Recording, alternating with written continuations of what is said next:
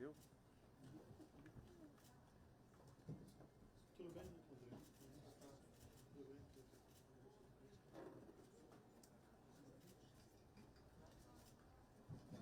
Tudo ok? Vamos começar?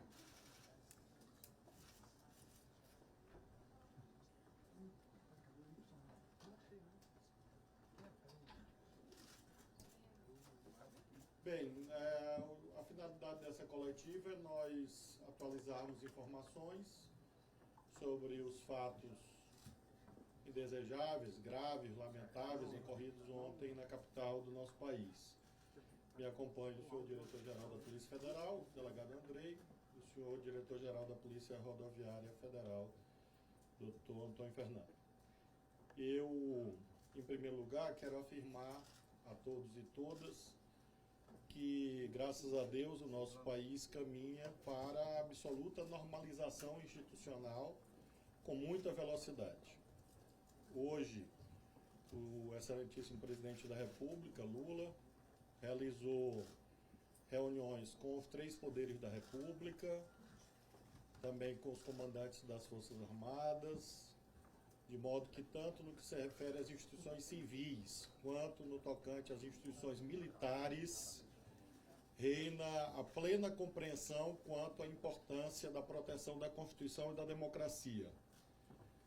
Então, mais uma vez, podemos afirmar que golpistas, terroristas, criminosos em geral, não obtiveram êxito nos seus intentos de ruptura da lei, da legalidade.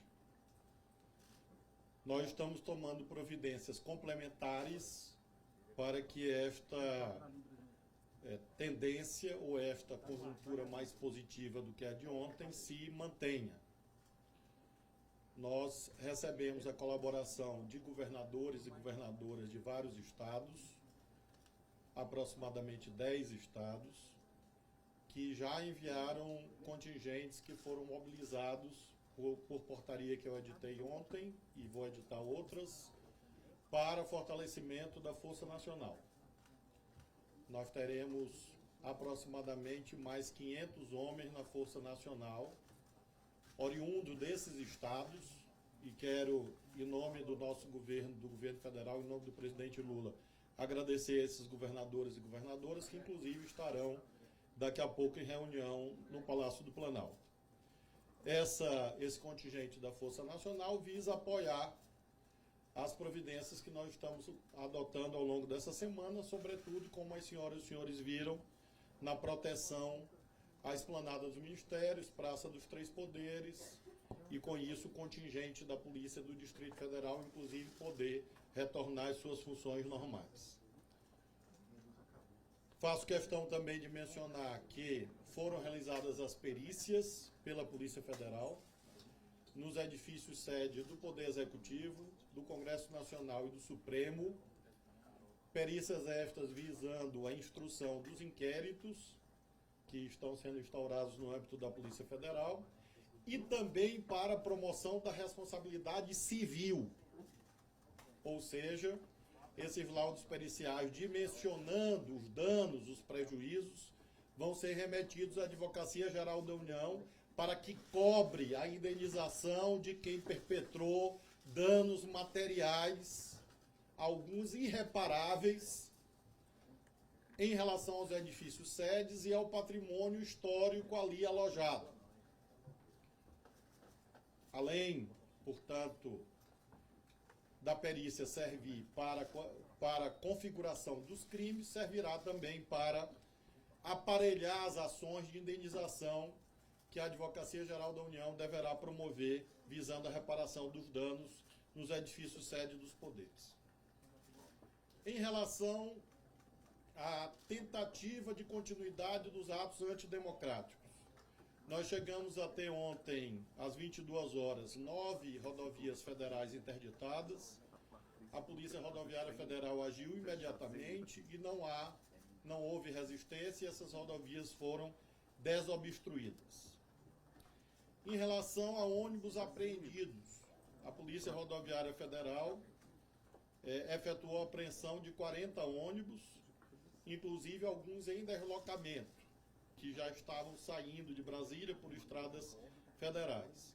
E é importante mencionar que, inclusive, num desses ônibus apreendidos, havia arma de fogo, o que mostra, infelizmente, uma preparação para atos de violência. Sobre a realização de prisões. Nós tivemos ontem a realização de 209 prisões em flagrante. Esse número, claro, sempre é atualizado à luz das circunstâncias concretas.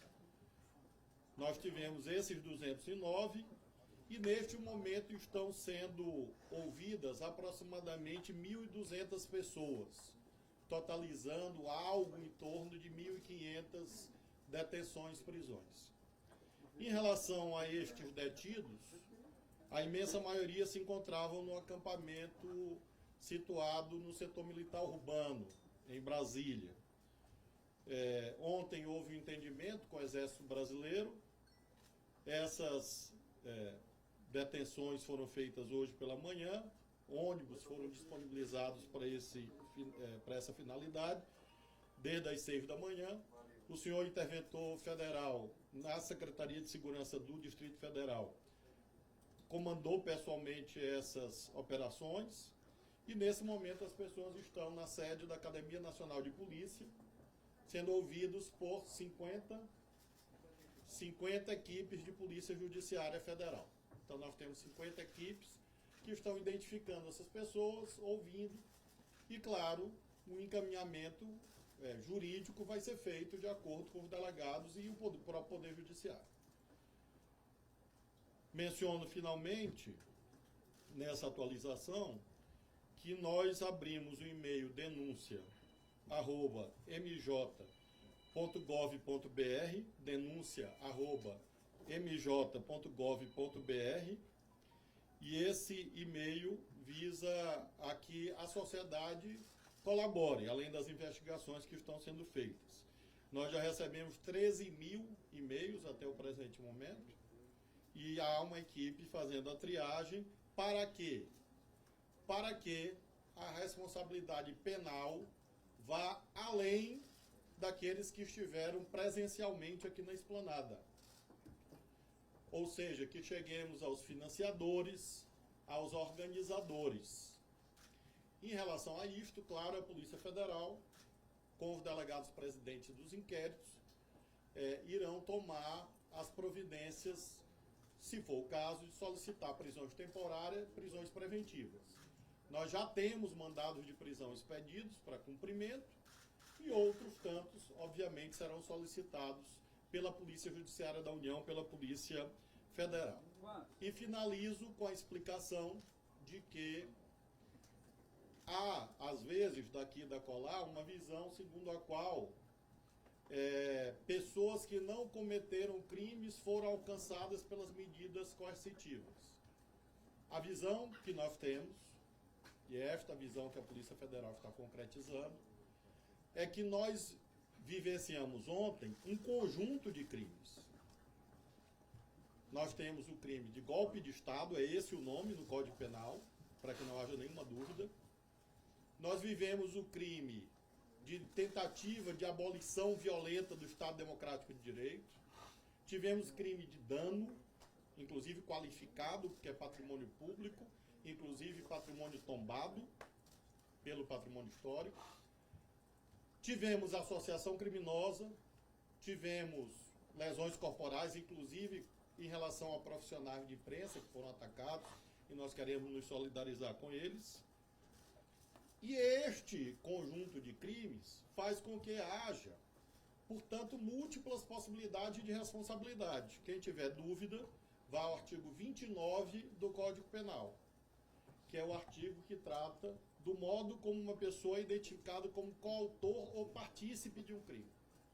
E, portanto, são esses dispositivos do Código Penal que estão sendo aplicados, associados ao Código de Processo Penal, que define o conceito de prisão em flagrante. Todas essas providências, claro, serão comunicadas ao Poder Judiciário, que aí vai adotar as providências que considerar cabíveis. E aí já não nos compete opinar quanto a isso. Essa é a síntese da atualização de números, dados, providências, e de um modo geral nós acreditamos que esses eventos não obtiveram êxito em si mesmos e não obtiveram êxito no seu intento, que era gerar uma espécie de efeito dominó. Havia expectativa, aparentemente, de que alguns acreditavam que a partir daqueles eventos simbólicos, da subida da rampa do Congresso, do Supremo e do Planalto, se produzisse um quadro de anomia no Brasil e com isso houvesse uma situação propiciadora de novas aventuras. Isto foi debelado, foi vencido e nós acreditamos que nesse aspecto o pior passou. E por que, senhoras e senhores, sociedade brasileira que nos acompanha, é necessário agir nos termos da lei? Porque a resposta penal e mesmo a resposta civil, a indenização, tem um duplo objetivo. De um lado, nós estamos cuidando da punição de quem infringiu a lei. E por outro, nós estamos cuidando de prevenção. E, portanto, nós não podemos e não vamos transigir no cumprimento dos deveres legais, porque este cumprimento é essencial para que tais eventos não se repitam. Essa, portanto, é a abordagem inicial e, claro, que me coloca à disposição também o doutor Andrei e o doutor Fernando, caso haja alguma indagação. Boa tarde, vamos começar com a lista pré-estabelecida já. Primeiro, a Isabela Camargo, ali à direita. Maiara. Vocês podem o microfone fazer ali. o microfone está aqui, vocês podem fazer a inscrição aqui. Só pela transmissão. Boa tarde. Ministro, eu queria mais informações a respeito dos detidos no acampamento que estava montado em frente ao QG. Qual é a situação deles neste momento? Eles estão detidos, eles foram presos, eles vão responder, eles podem ser liberados ou é considerado um flagrante o que foi feito hoje cedo? A princípio é considerado um flagrante, isso consta da decisão do ministro Alexandre de Moraes. É claro que eles estão sendo ouvidos e as providências de polícia judiciária serão tomadas, inclusive com a posterior comunicação ao Poder Judiciário. Caberá ao Poder Judiciário dar a resposta final quanto ao que ocorrerá com eles, porque alguns serão submetidos à audiência de custódia, outros podem eventualmente receber o benefício da liberdade provisória, então nós não temos como afirmar o que ocorrerá concretamente com cada um. O que nós podemos afirmar é que neste momento eles estão sob guarda da Polícia Federal, que está ouvindo e lavrando os documentos pertinentes, e haverá o encaminhamento ao Poder Judiciário, creio que hoje ou amanhã. A equipe está lá, são 50 equipes, a nossa perspectiva é de modo ininterrupto finalizar essas oitivas entre hoje e amanhã, e aí comunicar ao Poder Judiciário. Na Academia Nacional de Polícia Federal. Segunda pergunta, Felipe Frazão, do Estadão. Boa tarde, ministro. Ontem o senhor falou à noite com a gente em infiltração ideológica das instituições de Estado. Logo depois a gente viu um episódio que eu queria que o senhor pudesse dar explicações à sociedade se era somente uma descoordenação ou era um exemplo disso, dessa infiltração. A Polícia Militar tentou entrar no QG para efetuar prisões e foi montada uma barreira, inclusive com blindados do Exército pela primeira vez. O que ocorreu nesse episódio? O que o senhor pode trazer a público e como se podemos saber se isso se repetirá ou se isso passou? Concretamente, havia uma situação de descontrole em face de ação de criminosos na Praça dos Três Poderes e na Esplanada. Houve a decretação de intervenção pelo presidente Lula da Segurança Pública do Distrito Federal. O interventor federal designado, secretário executivo desse ministério, Ricardo Capelli, foi pessoalmente com os comandos da Polícia Militar e mesmo a Polícia Federal, Polícia Rodoviária Federal acompanhando. Essas pessoas foram sendo conduzidas e retornando ao seu ponto de partida. A imensa maioria exatamente havia partido deste quartel do Exército. Chegando lá, as pessoas entraram e havia, obviamente, um problema ali de jurisdição, porque é uma área sobre servidão militar.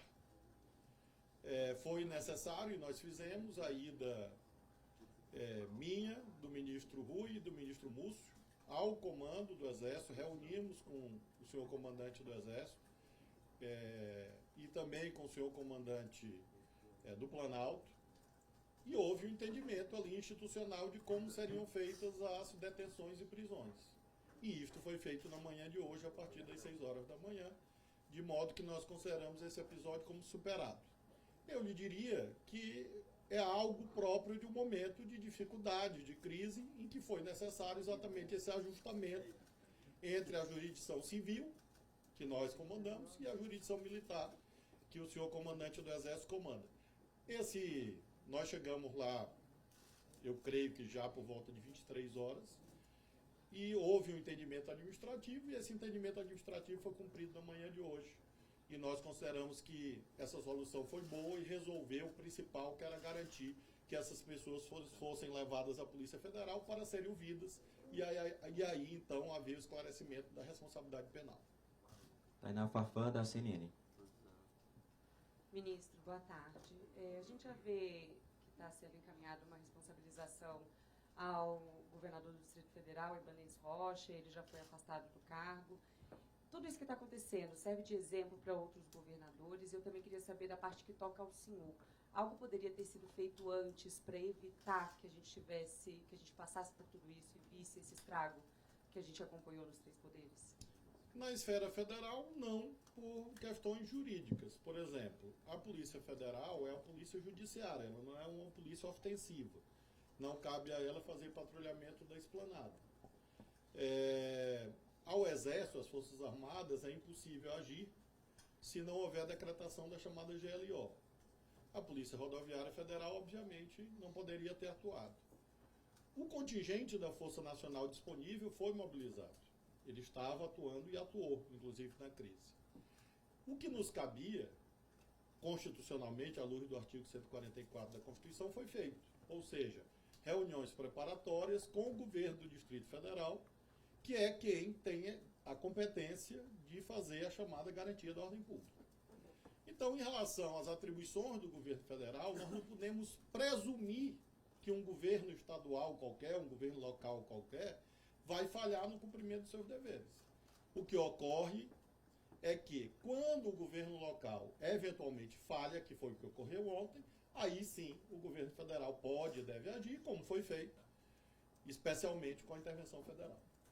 Então, nós consideramos que esse episódio, sim, serve para mostrar esta visão, que é a visão do SUSP, do Sistema Único de Segurança Pública, em que cada um tem o seu papel e, se alguém falha, outra esfera deve agir. Foi o que nós vimos ontem. E eu creio que, daqui a pouco, na reunião dos governadores e das governadoras, vai ficar muito nítido que há hoje uma união nacional, inclusive dos governadores. Eu próprio falei nessa madrugada e na manhã de hoje com o governador Tarcísio de São Paulo, com o governador Cláudio do Rio de Janeiro, que são governadores do campo de oposição política ao nosso governo, mas ambos não só se colocaram à disposição, como agiram efetivamente nos seus estados com as suas próprias polícias, porque é o certo. Ou seja, a esfera federal só age em temáticas de ordem pública quanto a esfera local falha. Isso falando do ponto de vista jurídico. E graças a Deus isso não ocorreu nem em São Paulo, nem no Rio, nem em outro estado, e razão pela qual eu acho que esse episódio é exemplificativo, eu diria, do que deve ser uma boa relação federativa, e eu quero crer que não haverá nenhuma outra situação em que, por exemplo, uma intervenção federal seja necessária. Nós desejamos que isso não ocorra, e inclusive, com a nova situação jurídica no Distrito Federal, é claro que o quanto antes for possível suspender a intervenção federal no DF, nós faremos. Nós temos o decreto com vigência até o dia 31 de janeiro. Se houver o restabelecimento das plenas condições institucionais na segurança do Distrito Federal semana que vem, nós podemos eventualmente submeter ao presidente da República a ideia de revogar essa intervenção, se for o caso. Mas mostrando exatamente que nós temos a compreensão que o papel de garantia da ordem pública pertence aos governos locais. Próxima pergunta do Lucas Mendes, do Poder 360. Olá, ministro. Sobre os extremistas presos ontem, teve aqueles 300 que foram presos pela Polícia Militar aqui do DF, esses 1.200 que estavam lá no QG do Exército.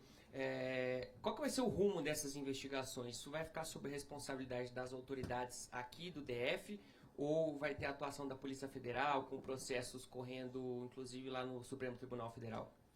Nós temos muito reconhecimento ao papel da Polícia Civil do Distrito Federal, que tem nos auxiliado desde o dia 12, na verdade.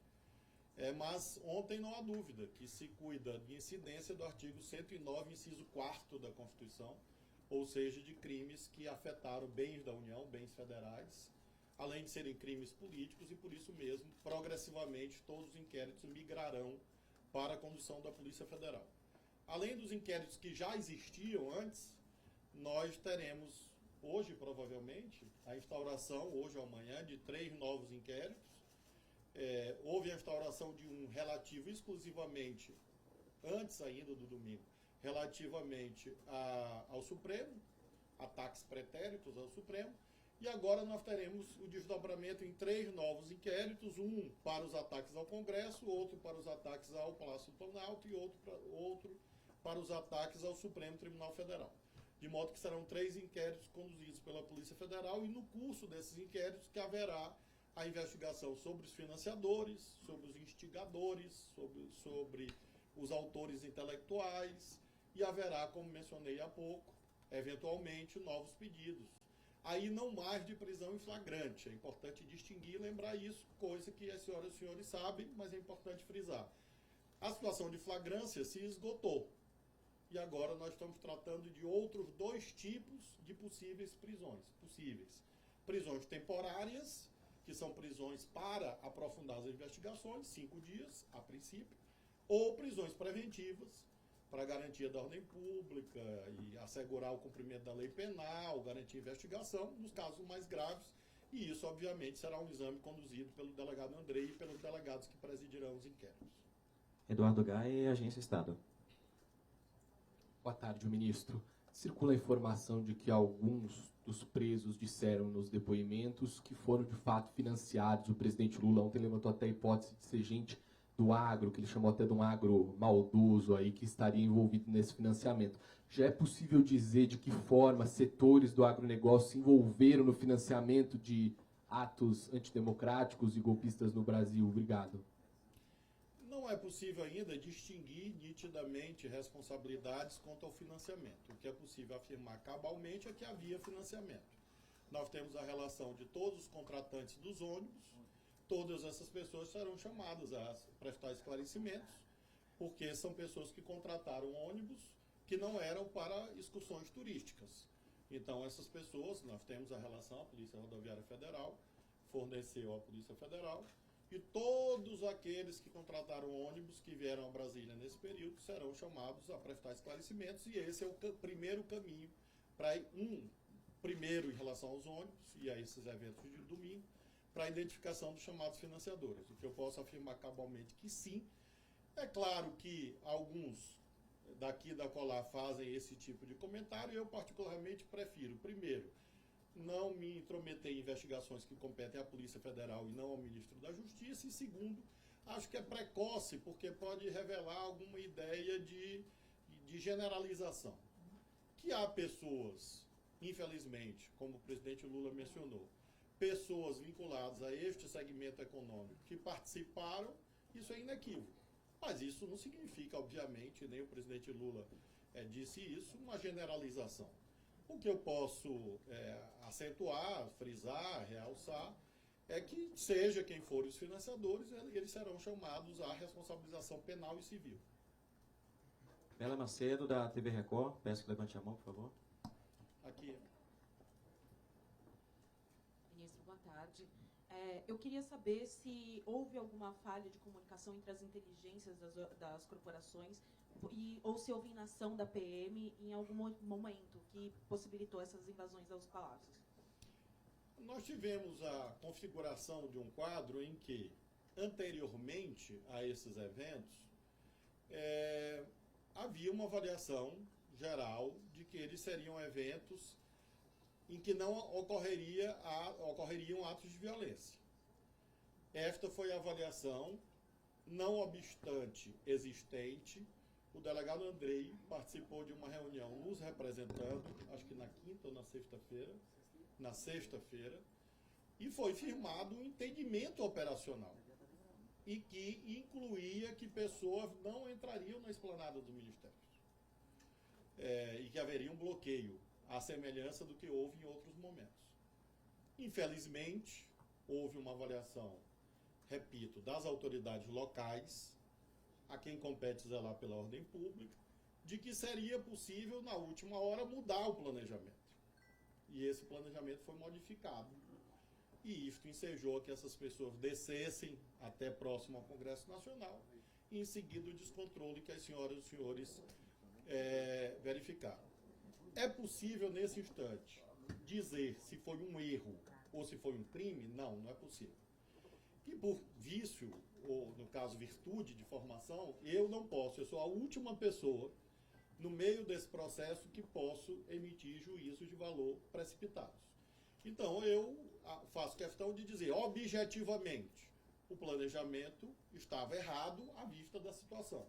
Esse erro foi deliberado ou foi apenas um erro? Isso a investigação vai mostrar, porque certamente o que ocorreu, e eu vi, ninguém me contou, eu vi, eu assisti, é que o contingente policial estava absolutamente desconforme com a decisão tomada de deixar que eles descessem a esplanada. Tanto é que, quando os efetivos foram ampliados, 1h30 após o início dos episódios, rapidamente a situação foi controlada. O que mostra que ela era absolutamente evitável se não fosse essa mudança de planejamento de última hora, que as investigações vão mostrar as razões. As razões se foram puramente por erro técnico ou se houve realmente uma estratégia, um ardil. As senhoras e os senhores hão de convir que isso jamais aconteceu deste modo na história da República. E isso, obviamente, enseja que haja uma investigação rigorosa, inclusive quanto ao Palácio do Planalto, quanto ao Congresso, quanto ao Supremo. Ou seja, há uma cadeia de eventos atípicos, uma cadeia de eventos inéditos. E isso é uma das linhas de investigação que será percorrida pela Polícia Federal. Manuel Marçal, do Jornal O Tempo, aqui na frente à direita. Ministro, muito boa tarde. Em relação a essa reunião que eu ouvi hoje, mais cedo, com o presidente Lula, né, e os chefes dos demais poderes, queria saber do senhor o que o senhor consegue adiantar aqui, tanto para a sociedade brasileira quanto para a gente da imprensa, que foi debatido. Foi um momento, sobretudo, de solidariedade entre os poderes, uma vez que os três foram atacados. Houve um reconhecimento geral de que a lei deve ser fielmente cumprida, e no meu caso recebi a determinação do presidente da República e a demanda do presidente Arthur Lira, do senador veneziano, da ministra Rosa Weber, ou seja, os presidentes da Câmara, Senado e Supremo, de que tal ocorra. Então nós estamos dando sequência a esta decisão dos três poderes de que as investigações devem se processar, os atos de responsabilização em relação àquilo que foi perpetrado. E, ao mesmo tempo, o entendimento de que nós devemos caminhar para a normalização institucional. O presidente da República, obviamente, vai se pronunciar quanto a isso, mas essa reunião dos governadores agora já é fruto, daqui a pouco já é fruto dessa ideia de união nacional para proteger a Constituição e a democracia. Essa é a síntese da reunião entre os três poderes, que se deu no ambiente de muita indignação, inclusive porque nós vimos a manifestação de um ódio contra instituições que foram tão duramente atacadas nos últimos anos, a exemplo do Supremo Tribunal Federal. As senhoras e os senhores que viram imagens, a nação brasileira que viu imagens, viu a materialização e o efeito do discurso de ódio, que não era anedótico, como nós alertamos esses anos todos. Palavras têm poder. E essas palavras se transformaram em ódio e se transformaram em destruição. Mas esta é outra cadeia de responsabilidade que não é propriamente jurídica ainda, que é uma responsabilização política. porque há pessoas, líderes políticos, que são responsáveis pelo discurso de ódio e pela destruição que nós vimos ontem na sede dos Três Poderes, visando a um golpe de Estado. E é importante dizer isso com toda clareza à nação brasileira. Luciana Lima, Canal Meio. Ministro, a minha pergunta vai para o senhor e também para os dois diretores da Polícia Federal e da Polícia Rodoviária Federal. Nós vivemos no Brasil um tempo de contaminação das forças de segurança pelo bolsonarismo, pelo pensamento bolsonarista.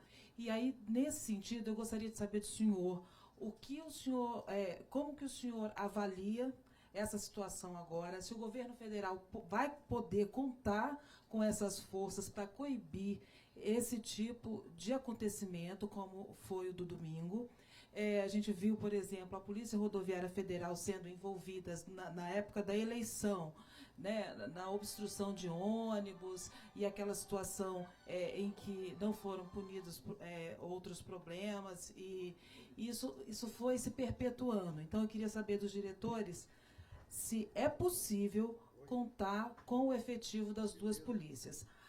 Além disso, eu gostaria de saber por que o batalhão da Guarda Presidencial não foi o suficiente para conter a entrada dos manifestantes, dos terroristas, no Palácio do Planalto. Sobre esse único ponto que me cabe responder, eu sugiro o encaminhamento dessa pergunta ao Gabinete de Segurança Institucional, o GSI, porque não é uma área sob nossa jurisdição.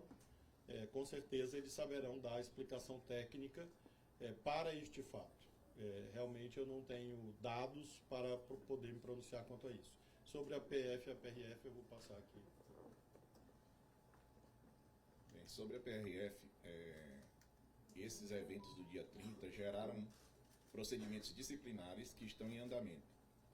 Quanto a poder contar, eu lhe garanto que poderá. Poderá contar o governo, porque a polícia é uma polícia de Estado e assim ela vai se comportar, sob a minha direção. Inclusive, ontem, o ministro me lembra, e é verdade, a gente teve obstruções de estrada, empenhamos o nosso pessoal e foi desobstruída hoje, já não tem. Da parte da Polícia Federal, acho que as palavras são na mesma linha, no sentido de garantir que a Polícia Federal é uma polícia de Estado, tem uma diretriz muito clara do senhor ministro para a nossa atuação republicana nos limites da lei e da Constituição Federal, e assim nós vamos atuar com muita firmeza, muito rigor, mas nas atribuições, nas competências legais que nos dizem respeito. E as ações recentes apontam nesse sentido. Hoje estamos com mais de 1.000 pessoas em procedimentos de polícia judiciária na nossa academia, e não vamos aqui negligenciar com nossas funções. Não é um favor que nós estamos fazendo, é o cumprimento de um dever legal, e nós vamos assim atuar até o último dia da nossa gestão à frente da Polícia Federal. Eduardo Gonçalves, de O Globo. Sobre essa questão mais política, eu gostaria apenas de externar essa minha confiança. Disse isso na reunião com os comandantes do Exército, da Marinha e da Aeronáutica e, claro, Polícia Federal, Polícia Rodoviária Federal.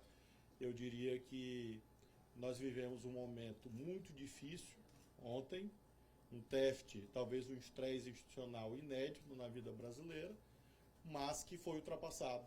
E acho que foi ultrapassado positivamente nesse sentido que a senhora abordou na sua pergunta, no sentido de unir mais amplamente todos, independentemente das suas opções de voto, mas unir em torno dessa visão de instituições de Estado e na defesa da Constituição. Então, eu creio que, se é possível enxergar um resultante político dessa tragédia de ontem, é essa visão de união nacional em favor da legalidade e em defesa da Constituição. Aqui, ministro. Ministro, eu queria te perguntar... Ministro. Aqui. Obrigado. O ministro da Defesa disse na semana passada que os acampamentos que a gente viu ali no QG do Exército eram expressões da democracia. Queria saber se o senhor, à luz do que aconteceu ontem, e o senhor já vinha alertando que esses acampamentos deveriam até ter sido desmontados antes do segundo turno, se o senhor considera essa declaração dele equivocada, enfim, queria saber a sua opinião sobre essas declarações que influenciou no fato desses acampamentos continuarem e a gente ter visto esses atos de ontem. E aproveitando, queria saber a que líderes políticos o senhor se refere quando diz que esse discurso de ódio se materializou nos atos aí que a gente viu ontem na Praça dos Três Poderes. Volto a frisar que me refiro à responsabilidade política, uma vez que eu não tenho elementos para avançar em relação a qualquer esfera de responsabilidade jurídica. Mas numa análise política é óbvio. O senhor sabe, toda a nação brasileira sabe, que durante esses anos todos, o ex-presidente da República, Jair Bolsonaro, e todos aqueles que o seguem, por exemplo, dirigiram frequentes ataques contra o Supremo. E é nesse sentido que eu digo que palavras têm poder, principalmente quando é a palavra de um presidente da República. Um presidente da República exerce poderes materiais, fáticos, mas exerce também poderes simbólicos, entre os quais a força da palavra. E o que nós vimos isso foi que esse discurso frequente nas redes sociais ganhou pernas, braços, pedras, tiros, bombas, exatamente ontem. Então, é como se fosse a migração do universo do ódio das redes sociais para a vida material.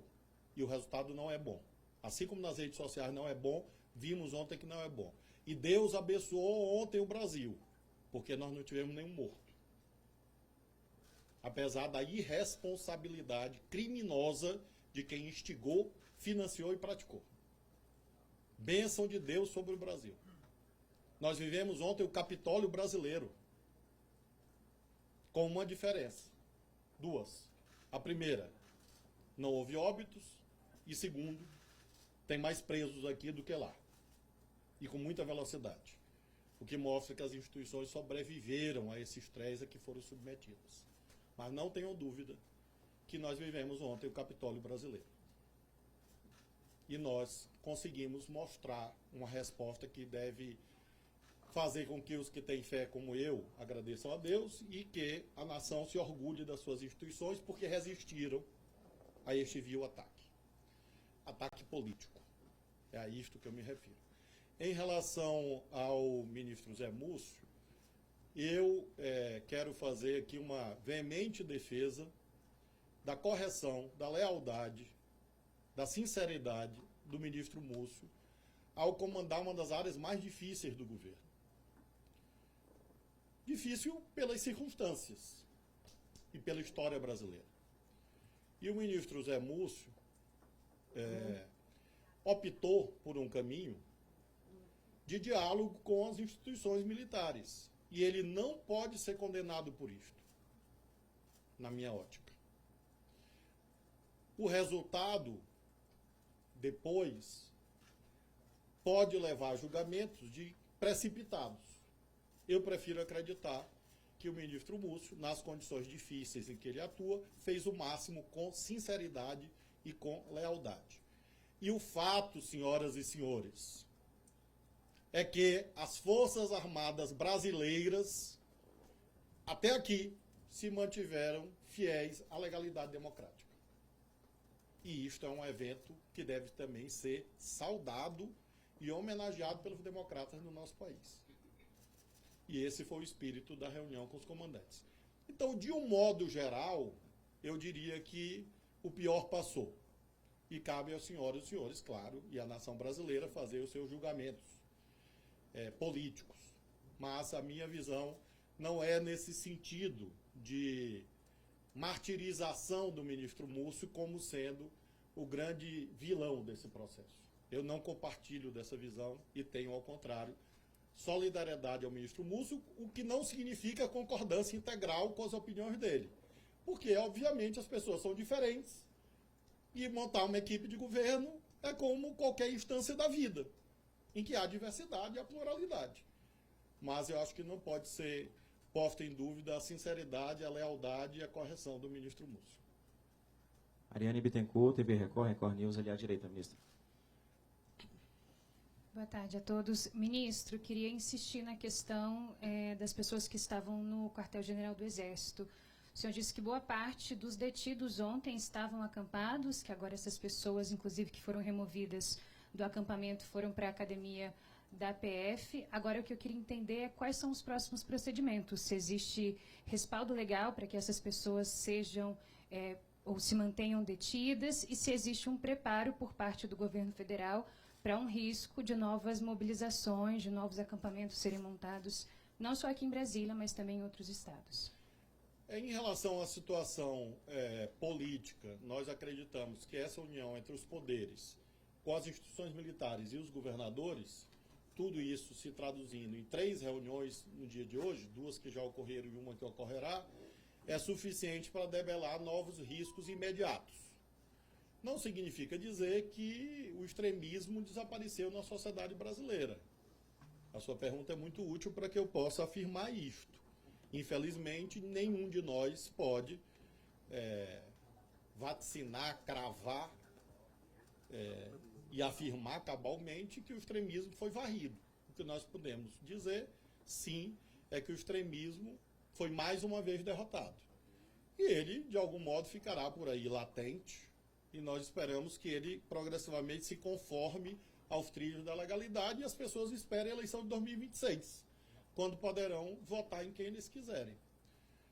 E nós vamos, portanto, manter, como disse, a própria determinação do presidente da República de apuração visa exatamente prevenir novos eventos, porque haver consequências legais é uma prevenção em relação ao que foi cometido. A sua outra pergunta é sobre a situação das pessoas que estão na Polícia Federal. Veja, nós temos 50 equipes lá ouvindo as pessoas. Todas essas pessoas, tecnicamente, estão em situação de flagrante, à luz do Código de Processo Penal, porque o que o Código de Processo Penal define como flagrante? É alguém que está cometendo ou acabou de cometer, está em situação de logo após ter cometido um crime. É o que se configura. Claro que as equipes de polícia judiciária que lá estão ouvindo as pessoas, vão, eventualmente, eu não posso afirmar que em 100% dos casos serão lavrados auto de prisão em flagrante, não me cabe dizer isso, porque não me cabe definir isso, e sim a própria polícia judiciária. Aqueles que houver a lavratura do auto de prisão em flagrante, haverá o encaminhamento para o Poder Judiciário, para que se realize a chamada audiência de custódia.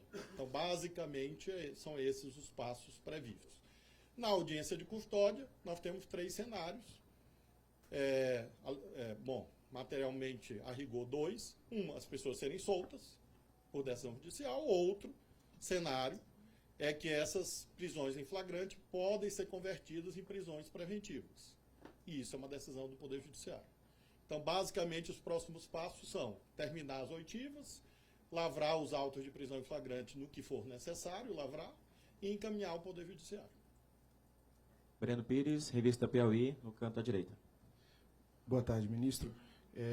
Considerando a ausência do ministro da Defesa nas coletivas de imprensa de ontem e de hoje, o José Múcio Monteiro, em primeiro lugar, gostaria que o senhor explicasse quais foram as explicações que ele trouxe a respeito desses ocorridos de ontem. É importante ter essa visão do Ministério da Defesa, uma vez que sabe-se que a manutenção dos campos de acampamento também está sendo colocada como parte do contexto que gerou essa ebulição ontem com esses atos antidemocráticos. E também gostaria que o senhor pudesse esclarecer em que momento o Ministério da Justiça foi informado da alteração do planejamento da segurança do Distrito Federal, considerando a informação também do diretor da PF, Andrei, de que houve essa reunião na sexta-feira. Então, em que momento o governo federal, enfim, a PF, PRF, ou a própria Força Nacional foi informado da mudança? E, considerando que havia informações sobre o risco de atos violentos, inclusive a ABIN emitiu relatórios, aqueles alertas no CISBIN, por que esses alertas, então, não serviram para que o próprio Ministério da Justiça tivesse uma postura mais contundente, ali, mais firme, de manter a própria Força Nacional no policiamento das sedes dos 3 poderes? Porque houve uma espécie de aviso ali prévio, mas o contingente era pequeno e demorou para que chegassem em loco, Por fim, eu queria saber se o senhor continua mantendo a visão de ontem de que o Ibanez Rocha não deve ser responsabilizado nesse momento, após a decisão do Supremo ter apontado a responsabilidade dele. Bom, primeiro sobre o governador Ibanez, como disse ontem e reitero, não há até aqui, juridicamente falando, nenhum elemento para eu dizer que ele foi o responsável juridicamente falando. Evidentemente que cabe ao Supremo e ao Poder Judiciário, de um modo geral, julgar muito mais do que eu e discernir quanto a isto. O que disse e repito é que isso será objeto de uma investigação posterior e eu não emito juízo de valor sobre investigações em andamento porque não me cabe. Posso fazer uma apreciação política e que tem encadeamento com a primeira pergunta sua. Na medida em que houve um acordo interfederativo, era preciso que na revisão desse acordo nós fôssemos comunicados e não fomos.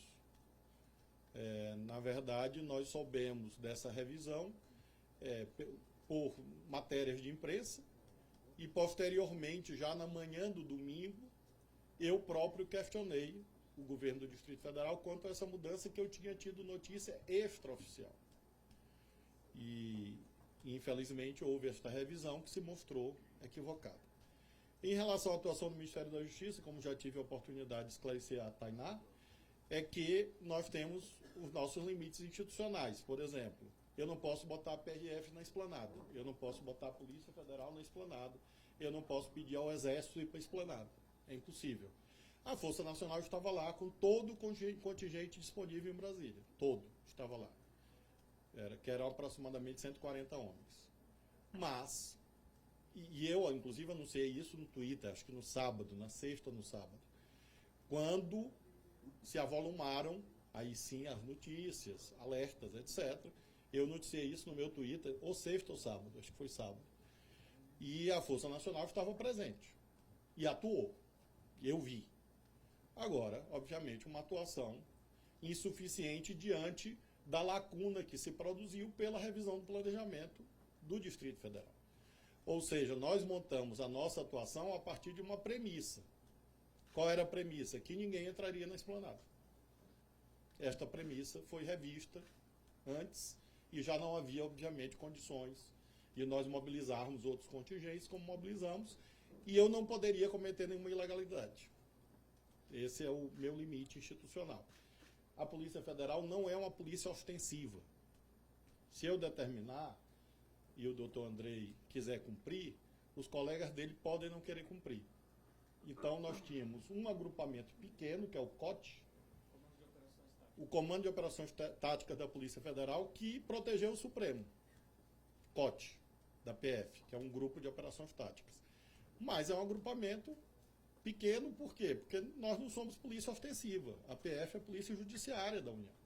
A PRF faz patrulhamento de estradas federais. Então, essa foi a situação. Obviamente que se eu soubesse há 3 dias antes que o planejamento era outro, provavelmente eu teria tomado outras decisões possíveis. Mas, veja, qual a razão, e é importante explicar isso já que essa pergunta se repetiu. O que nós acertamos para a posse foi fielmente cumprido. Tanto que a posse ocorreu em paz. Ou seja, todos os acordos que nós fizemos com o governo do Distrito Federal, no tocante à posse, foram cumpridos. Publicizados, na presença de muitos senhores e das senhoras, e cumpridos. Então, nós acreditávamos que o planejamento feito seria cumprido. Infelizmente, não foi. Ok? Finalizamos? Cariane Costa, da EBC. Ministro, boa tarde. À direita. Tudo bem? Em relação à repercussão dos atos terroristas ontem, alguns bolsonaristas extremistas continuam indo às redes, convocando, inclusive pedindo PIX para viajar fora do país, a exemplo da Carol Heller, que inclusive foi exonerada hoje da IBC. Eu queria saber se a pasta está monitorando esses casos de bolsonaristas que querem fugir do país. Também minha pergunta é sobre esses extremistas que estão nos Estados Unidos e continuam alimentando esses terroristas aqui de Brasília. E, por fim, se o governo aqui foi comunicado de algum movimento dos congressistas americanos que querem a extradição do presidente Bolsonaro. Obrigada. Bom, sobre a extradição, é importante lembrar que é um procedimento jurídico regrado, inclusive por acordos internacionais, e só é possível pedir extradição de alguém que responda a algum processo criminal, e o ex-presidente da República não está nessa situação. Então, tecnicamente possível, neste momento, nós não temos nenhum elemento para solicitar extradição do presidente Bolsonaro. É claro Mas que não estaria descartados? Como tese, não. porque na vida tudo é possível, mas em relação a decisões do governo dos Estados Unidos, aí é a soberania deles, né? Eles podem avaliar a conveniência de permanência de um cidadão no seu território, mas é uma decisão soberana do governo dos Estados Unidos que não nos cabe nos imiscuir. Há sim pedidos de extradição em relação a pessoas, sim, que já têm ordem de prisão, e nós temos acompanhado a tramitação nos Estados Unidos desses pedidos extradicionais, né? Nós temos alguns casos que são muito conhecidos. Aí sim a extradição é possível, já foi requerido, inclusive, e tramita perante as instituições dos Estados Unidos. Não, são eventos anteriores. Tem relação, digamos, remota, eu diria, mas não próxima. A senhora fez... Bom, e sobre o monitoramento, sim, está sendo feito... Sim, está sendo feita análise de todas as situações que têm relação com os atos terroristas e antidemocráticos que estiveram presentes, proclamaram, defenderam, enfim. E, obviamente, a gente não pode anunciar providências futuras. Apenas eu posso e devo prestar contas aos senhores e, por intermédio dos senhores, à sociedade, sobre providências já tomadas. Mas eu posso afirmar, senhora, que novas providências virão exatamente por determinação do presidente da República. Vamos seguir a ordem, gente, por favor, só para ter uma organização aqui. Pode ser. Não, eu já concluí a resposta. Agora aqui à direita, Marina Dias, do Washington Post. Oi, ministro, tudo bom?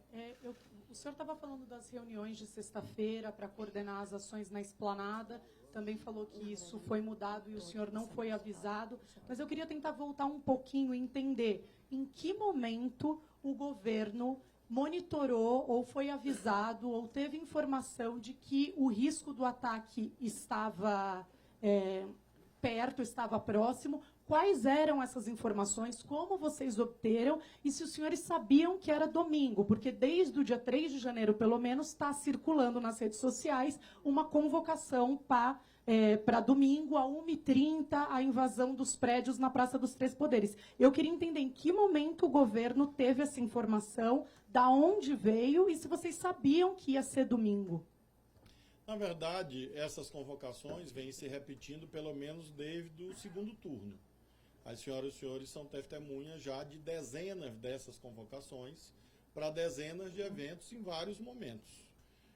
E nós tivemos, inclusive, algumas dessas convocações frustradas, ou seja, que não houve a realização de atos, como nesse momento, inclusive. Se a senhora entrar na rede social, a senhora vai encontrar centenas de cards chamando as pessoas para fechar estradas, para fechar refinarias, para fechar distribuidoras, e nada disso está ocorrendo.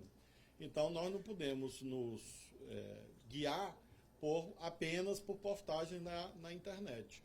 É claro que havia essa visão sobre as postagens na internet, e por isso houve o planejamento que foi feito com o Distrito Federal, como foi feito para a posse presidencial. Para a posse presidencial, esse planejamento se revelou eficaz, como nós sabemos. Infelizmente, neste caso, pelos eventos que eu já descrevi, esse planejamento teve a quebra de um pilar, de um dos pilares. A senhora poderia, e todos que nos acompanham, a estas alturas podem se indagar.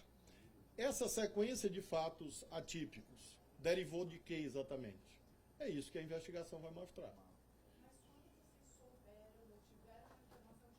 Na semana do evento, tanto que eu falei com o governador Ibanez, tanto que nós falamos com a equipe do GDF, tanto que o doutor Anderson foi lá reunir com eles, tanto que houve a mobilização da Força Nacional e assim sucessivamente, dentro do planejamento que foi celebrado na sexta-feira. Então, nós tínhamos a visão de que poderia ocorrer alguma coisa. E o planejamento foi feito. Infelizmente, um elemento fundamental do planejamento não foi cumprido. E eu repito, eu vi da janela do Ministério da Justiça que o contingente policial não era o que havia sido combinado. Pessoal, por favor, só para a gente ter uma organização. Era o que nós tínhamos naquele momento. A Força Nacional é composta por 300 homens. E nós temos aqui em Brasília, nesse momento, 140. Por quê? Porque estão em missões. Todos estavam na esplanada. Quer dizer, estavam na Praça dos Três Poderes.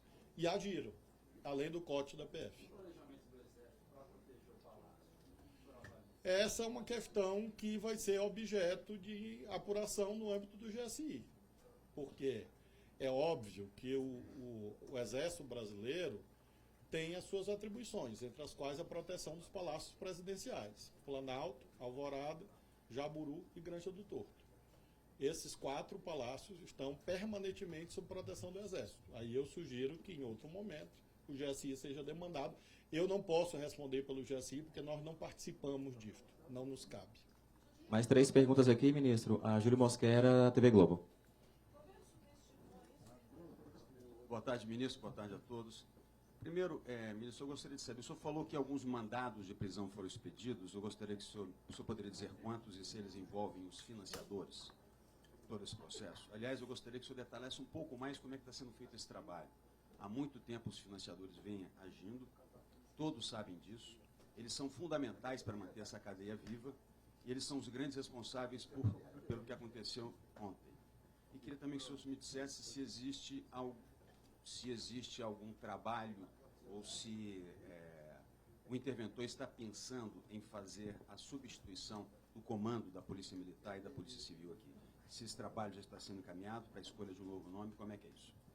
Sim, haverá revisão das equipes, evidentemente, o secretário Capelli está com essa missão, e nós abrimos um diálogo com a governadora em exercício, Celina Leão, uma vez que o nosso propósito é de restituição da gestão da segurança pública ao Distrito Federal o quanto antes. E ela assumiu o governo, posteriormente à intervenção, lembremos, a intervenção foi à tarde, por proposta do Ministério da Justiça, nós propusemos, nós sugerimos, o presidente acolheu, foi feito, e posteriormente houve a decisão do Supremo.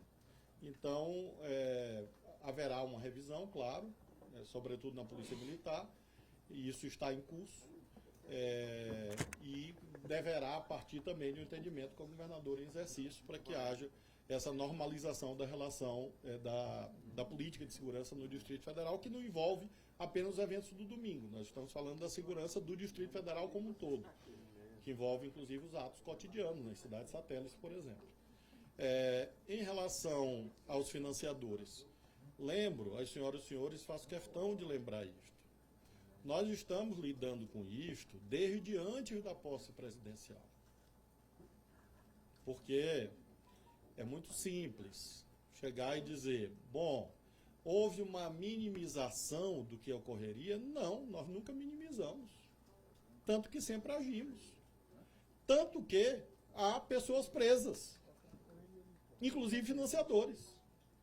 E quem subscreveu a imensa maioria desses pedidos está bem aqui ao meu lado, o delegado Andrei Rodrigues, então chefe da segurança do presidente eleito Luiz Inácio Lula da Silva. É a prova cabal que nós sempre agimos, desde os eventos do dia 12 de dezembro, os eventos do dia 24, da bomba, e agora nesses eventos que ocorreram. Então nós nunca minimizamos o terrorismo. Tudo pode ser dito em relação à atual equipe do governo federal, menos que minimizou esta ameaça, porque sempre agimos. Agora, agimos com os meios disponíveis. É importante lembrar isso. Agimos com os meios disponíveis. E os meios disponíveis não são os ideais, por várias razões. Entre as quais, que nós não estamos operando numa situação de normalidade institucional.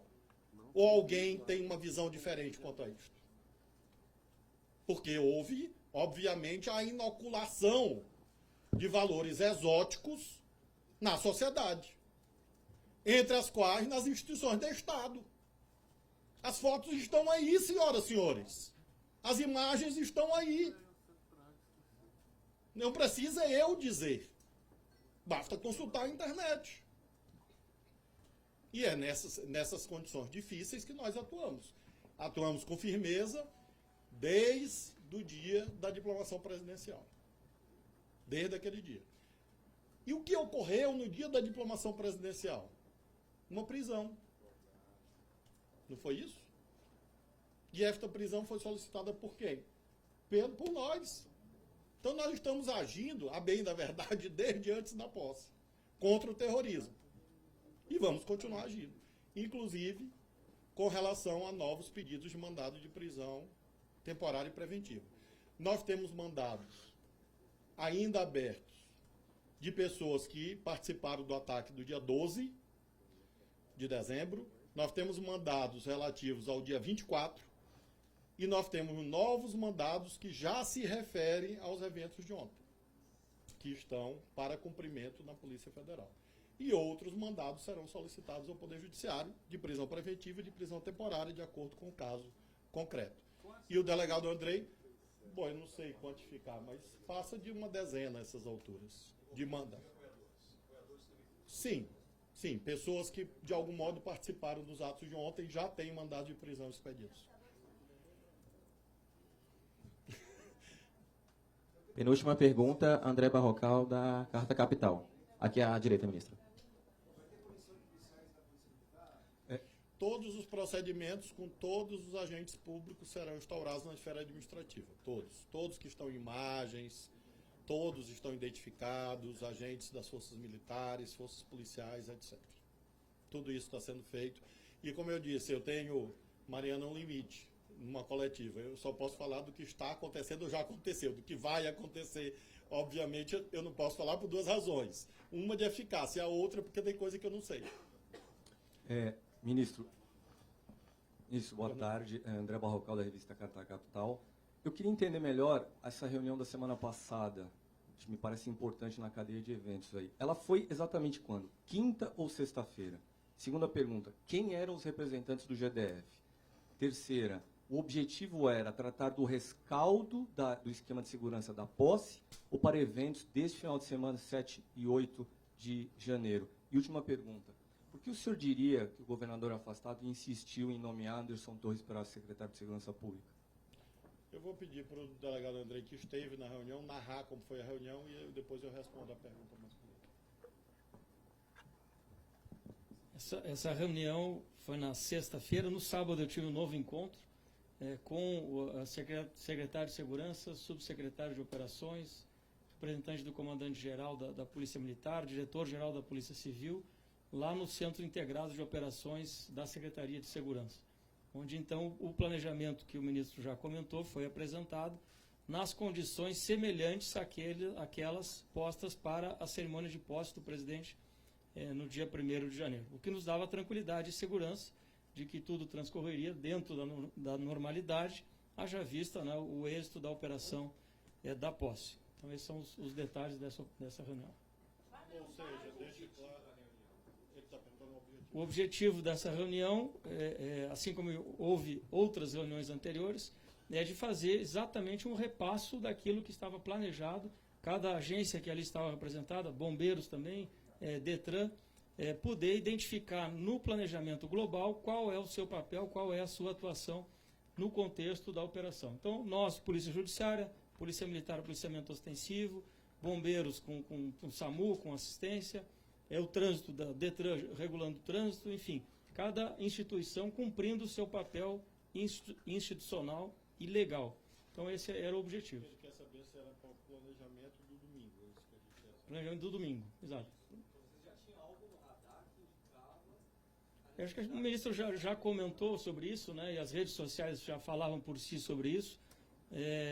A intenção já de protesto, de manifestações, e vamos tomar Brasília, vamos avançar em Brasília, ou seja, o que já apontava a necessidade, e por isso a reunião operacional, para identificar que, de fato, estávamos seguros do papel e do que cada instituição iria fazer naquela operação de domingo. Vai abrir um PAD, um minutinho. Agora aqui, por favor, a última pergunta.